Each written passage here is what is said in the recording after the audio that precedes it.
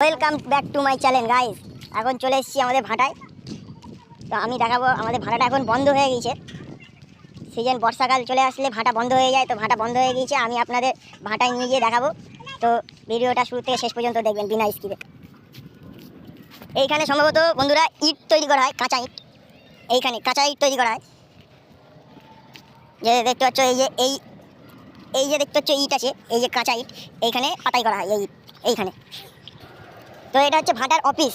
কেউ যদি ভাটার থেকে ইট কিনতে চাও তা এই অফিসে এসে যোগাযোগ করবে। এই অফিস থেকে তোমাদের লোক আছে, লোক নিয়ে ইট দেখাবে, যেটা আপনার পছন্দ হবে সেটা নেবে। অনেক রকম ইট আছে বন্ধুরা। কী হচ্ছে সাপ ওড়ায় দেখতে হচ্ছে, এই যে ওই লাল ইটের রাবিশ সরিয়েছে, তাই জন্য জমে গিয়েছে সব একদম পুরো।